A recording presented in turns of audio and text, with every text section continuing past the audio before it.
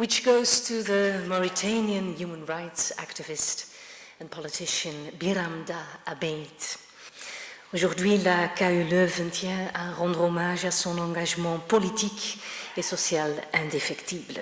C'est un doctorat honoris causa placé sous le signe de l'espoir et du courage. Nous souhaitons, en tant qu'étudiants et en tant que communauté académique, saluer les courageuses contributions de Biramda Abeid et lancer un message d'espoir.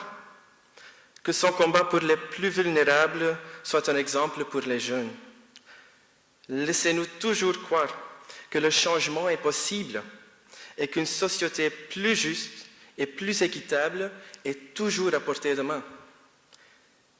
Le changement est un objectif difficile et souvent effrayant à atteindre. Mais lorsque suffisamment de personnes courageuses comme M. Biramda Abeid défend une cause juste en laquelle elle croit sincèrement, rien n'est impossible. Pour toutes ces raisons, Monsieur le Recteur, je vous demande, sur proposition du Conseil académique, d'octroyer le doctorat honoris causa de la KU Leuven à Monsieur Biramda Abeid.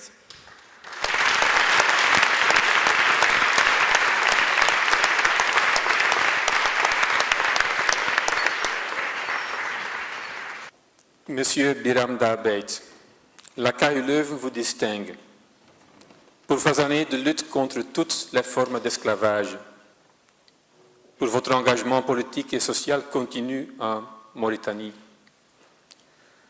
pour votre dévouement constant à la défense des droits de l'homme, mettant même votre propre vie en péril, pour votre contribution à la prise de conscience internationale relative à la persistance de formes d'esclavage avec l'IRA que vous avez créé, pour votre courage et votre persévérance, prouvant ainsi que les personnes qui se battent pour leurs idéaux peuvent apporter des changements. Voilà pourquoi, en ma qualité de directeur de la KU Leuven, je vous octroie, sur proposition du Conseil académique, le doctorat honoris causa de cette université. Et félicitations.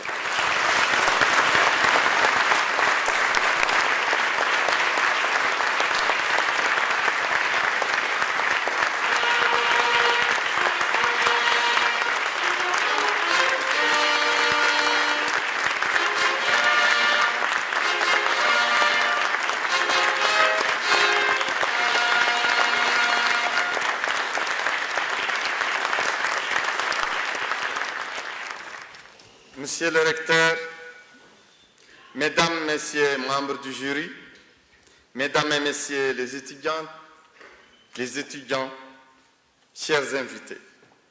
Aujourd'hui, je ressens l'honneur et la reconnaissance de mon engagement, de ma douleur et de la rumination de dizaines de millions de forçats, subjugués sous d'autres cieux, du seul hasard de leur venue au monde.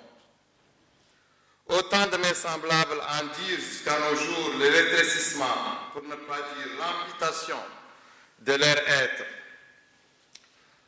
L'amputation de leur être humain sous l'emprise du travail forcé ou indécent, du mépris de couleur et de l'infériorité ethnique et de race.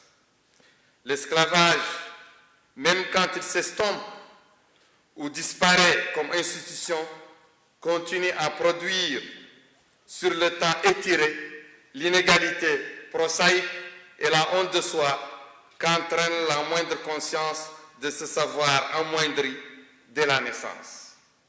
Un descendant d'esclave s'émancipe au travers de sa descendance et toujours dans l'obstination pour ne récolter in fine que l'évidence de son humanité. Vous semble-t-il concevable de souffrir et de mourir pour une évidence? Malgré sa banalité, l'article est trop cher payé, mais nous autres rejetons de parias esclaves n'avons d'autre choix. La liberté s'impose à nous, non en termes de faculté, mais en termes de survie. Je vous invite à redécouvrir le sens de cette vocation contrainte par les exemples familiers à l'entendement de l'Europe dans la littérature de la Shoah et celle du Goulag. Mais soyons équitables et ne nous interdisons pas l'ironie du paradoxe. Si l'humour et la politesse du désespoir, la lucidité ne dédaigne les coquetteries de la franchise. Oui, nos anciens maîtres sont aussi à plaindre. Ils naissent et grandissent dans la certitude acquise de leur préséance. Contestés ou accusés, ils cherchent argument auprès des promoteurs de la race et de la religion. Deux filets létaux, quand l'ignorance, le préjugé et la paresse les submergent. Les héritiers et des propriétaires de nos aïeux, de nos pères et mères s'y débattent aujourd'hui sans le secours du discernement et finissent par s'épuiser contre la vague irrépressible de notre soif de mieux vivre. Vous pouvez le comprendre, vous les rescapés de tant de révolutions et de génocides, arrière-enfants de colonisateurs, tôt ou tard, les auteurs et complices d'une hiérarchie fondée sur l'infériorité de l'autre se trouvent émurés dans la prédisposition suicidaire à toujours s'imaginer le progrès en ennemi. Oui, pour son propre salut, la progéniture de ceux qui nous ont asservis de siècles durant mérite sa dose de thérapie curative. Or, nous en sommes l'unique pilule qui veut guérir se doit de nous avaler, puis ravaler l'amertume que nous représentons. Qui suis-je? Moi. Ma lutte inaugurale dès l'âge de 10 ans, je la dois à mon père. Il me pressait à me battre contre l'esclavage héréditaire qui décimait sa famille sur plusieurs générations. Aussi, étais-je programmé à me tenir debout en travers de toutes les persécutions, dans mon pays et ailleurs, quelle qu'en soit la victime. Un opposant banni, un activiste en prison, un objecteur de conscience menacé de peine de mort, une fillette mariée de force, un paysan dépossédé de sa terre, m'interpelle et je ne fuis l'injonction du devoir. Au-delà des esclaves, ma communauté, beaucoup d'autochtones d'extraction subsaharienne, noirs africaines, subissent en Mauritanie la ségrégation et les dénis de réparation après avoir enduré des années de tuerie, de déportation et d'assimilation culturelle. Les responsables de telles cruautés bénéficient encore de l'immunité par l'effet d'une loi sur mesure. Je salue ici la mémoire des suppliciés et disparus. Je renouvelle la résolution à leurs proches, ma résolution, de poursuivre l'effort d'éradiquer l'impunité. Mon ambition va au juste, mon admiration va au juste. Les agitateurs à contresens, penseurs de la déconstruction, qui viennent souvent des groupes dominants et s'exposent ainsi à l'ostracisme de leur communauté. Leur concours accélère notre dynamique vers l'égalité et nous épargne alors davantage de sacrifices. Grâce à eux, la non-violence devient notre réflexe. Guerre une utopie. Chers amis, à l'Université de Leuven, je vous promets de poursuivre les œuvres de l'humanisme en action sur les nobles brisés de Baruch Spinoza, Primo Levi, Martin Luther King, Nelson Mandela et d'Alexandre Solzhenitsyn, pour ne citer que les grands maîtres. En ce chemin ponctué de ténèbres, mes compagnons d'espérance et moi continuerons de nous éclairer à la lumière de la Déclaration universelle des droits de l'homme.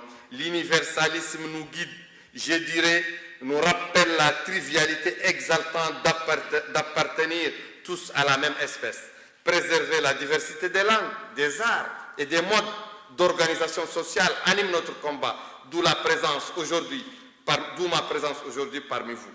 Nous partageons la foi que l'uniformisation par la contrainte de corps, la négation de l'individu, l'effacement des singularités et l'inversion de l'altérité diminue les défenses immunitaires de chaque population face au fanatisme, la tuberculose de notre siècle adolescent, ce XXIe siècle.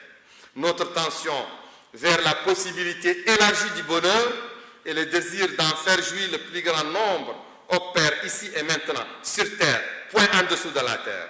Nous ne pouvons attendre de mourir pour mériter la justice. C'est en cela que nous avons besoin de vous, nos frères en humanité. Je vous remercie.